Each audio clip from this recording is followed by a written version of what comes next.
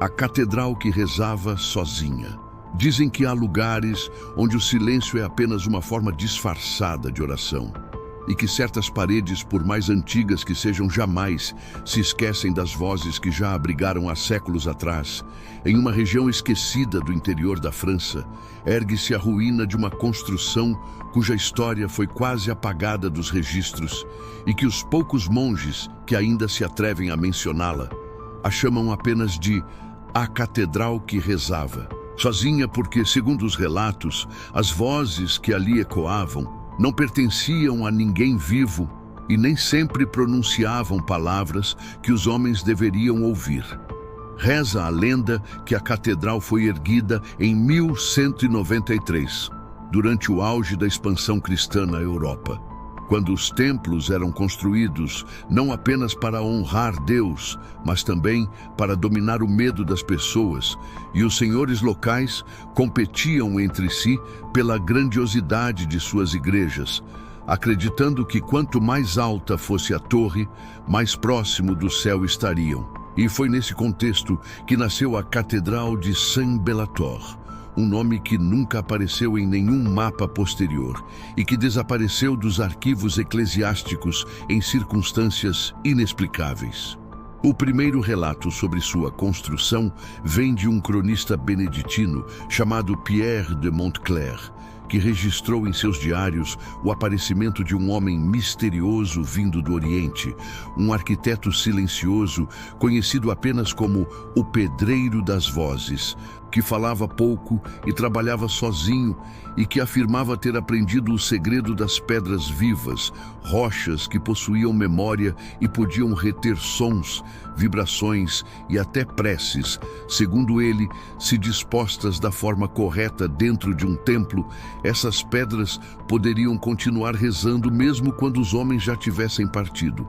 Ninguém sabe como esse homem chegou até ali, mas Pierre relatou que, durante a construção, monges e servos afirmavam ouvir cânticos no meio da madrugada, vindos de paredes ainda inacabadas, e que as vozes pareciam responder às orações feitas em voz baixa. Alguns diziam ouvir salmos em latim. Outros juravam reconhecer nomes de pessoas que haviam morrido recentemente. Mas o Pedreiro das Vozes apenas sorria e dizia que o templo estava aprendendo a falar. Quando a obra terminou, em 1201, o bispo da região realizou a consagração da catedral com uma cerimônia que atraiu centenas de fiéis. E foi nesse dia que as vozes começaram a ser ouvidas por todos ao entoar.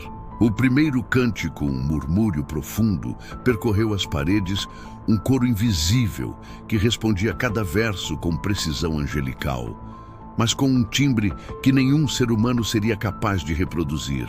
Um som que vibrava no peito e fazia o chão tremer suavemente.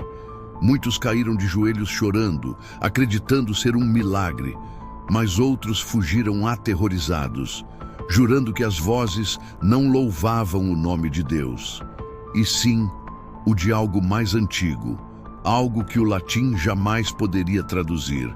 A notícia do milagre se espalhou rapidamente e peregrinos vinham de todas as partes para ouvir a catedral cantar. Mas quanto mais orações eram feitas, mais as vozes se intensificavam e começaram a mudar. Primeiro eram cânticos harmoniosos, depois tornaram-se súplicas, gemidos, gritos abafados.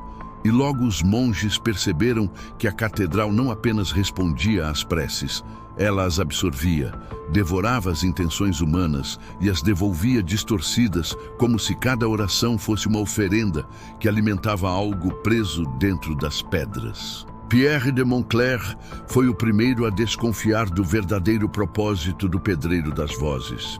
Ele encontrou inscrições ocultas sobre o altar principal, escritas em uma língua que não reconheceu, e símbolos que lembravam mais o paganismo babilônico do que a iconografia cristã, entre eles um círculo com 7 espirais e um olho sem pupila, gravado no coração da estrutura, e quando tentou removê-los, as vozes começaram a chamá-lo pelo nome, sussurrando sua vida inteira em uma sequência de frases que ninguém poderia saber.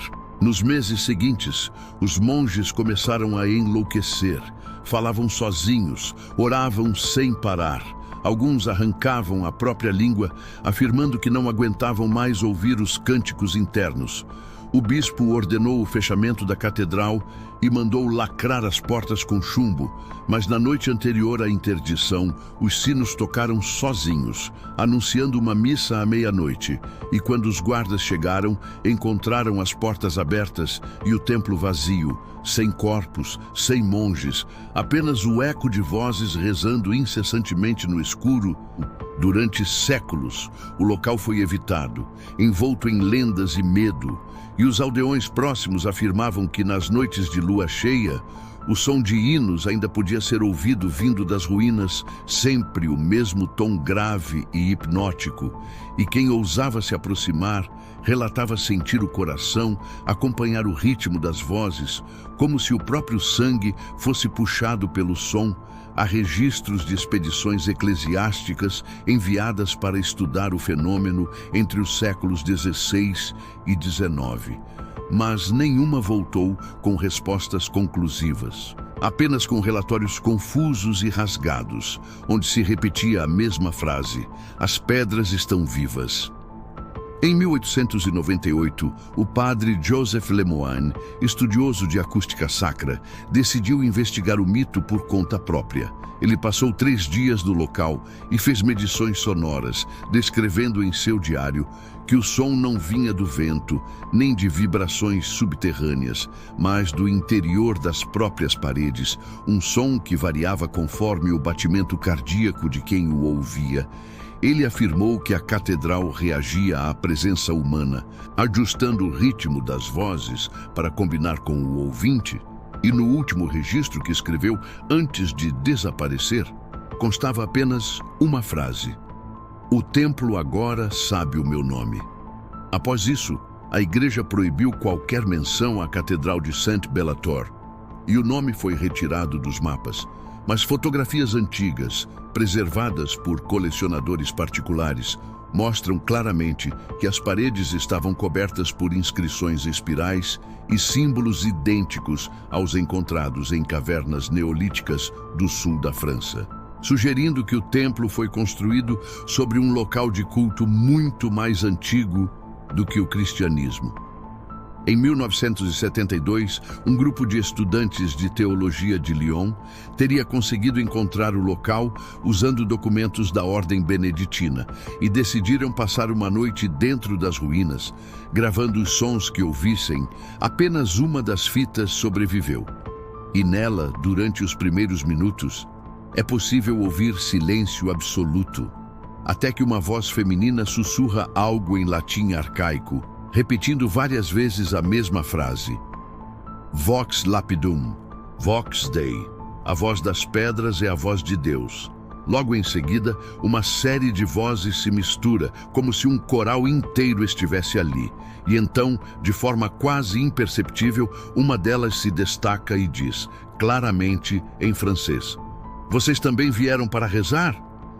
A fita termina com um ruído grave, semelhante a uma respiração, e a gravação foi estudada por peritos da Universidade de Paris, que concluíram que o som continha frequências impossíveis de serem produzidas por aparelhos analógicos. Até hoje, o destino dos estudantes é desconhecido, e os registros oficiais do caso foram arquivados sob sigilo. Hoje, a região onde a catedral se ergueu é considerada amaldiçoada pelos moradores locais, e poucos têm coragem de atravessar a névoa que cobre o vale. Mas há quem diga que, em certas madrugadas, o som das vozes ainda pode ser ouvido à distância, um canto grave e harmonioso, tão belo e tão terrível que faz o corpo inteiro vibrar. E quem escuta por tempo demais, jura sentir o chão respirar sob os pés, como se o templo ainda estivesse vivo, rezando sozinho no escuro, esperando que alguém responda. E assim permanece, escondida entre as sombras da história, a catedral que rezava. Sozinha, O templo onde as orações nunca cessam e onde o silêncio é apenas a pausa entre uma prece e outra. Um lugar onde as pedras têm memória, onde a fé se transforma em eco e onde talvez, apenas talvez, Deus e algo muito mais antigo se encontrem para conversar. Inscreva-se no canal para receber novas crônicas toda semana. Compartilhe este vídeo, mas faça isso antes da meia-noite. Assista de fones e em silêncio. As vozes podem estar escutando,